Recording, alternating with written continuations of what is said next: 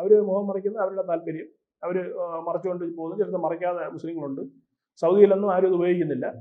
ഇവിടെയാണ് വ്യാപകമായിട്ട്, ഇന്ത്യയിലാണ് ഏറ്റവും വലിയ പിന്നെന്താണ് ദീനികളായ മുസ്ലിങ്ങളെന്ന് കാണിക്കാൻ വേണ്ടിയിട്ട് അവർ ഈ പറഞ്ഞതൊക്കെ അവർ അനുസരിക്കുന്നുള്ളതാണ്. പക്ഷേ ഇവിടുത്തെ ഒരു പ്രധാനപ്പെട്ട പ്രശ്നം എന്ന് പറയുന്നത്, ഒരു രാഷ്ട്രീയ പാർട്ടി, ഒരു മതേതര പാർട്ടി എന്ന് അഭിമാനിക്കുന്ന അല്ലെങ്കിൽ പ്രചരിപ്പിക്കുന്ന കോൺഗ്രസ് ഇത്തരം ചെറിയ ചെറിയ വിഷയങ്ങൾ എടുത്തിട്ട് അതിനെ ദേശീയ തലത്തിൽ ചർച്ച ചെയ്യുന്നതിൻ്റെ ഉദ്ദേശ ലക്ഷ്യം എന്താണ് എന്നാണ് എനിക്ക് മനസ്സിലാവുന്നത്.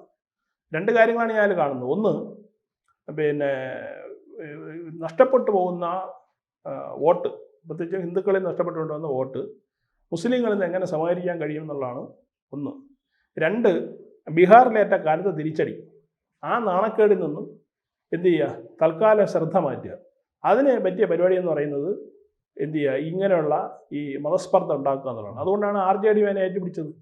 ബീഹാറിലെ തേജസ്വി യാദവിൻ്റെ നമുക്കത് അങ്ങനെ വില കുറച്ച് കാണാൻ കഴിയുമോ?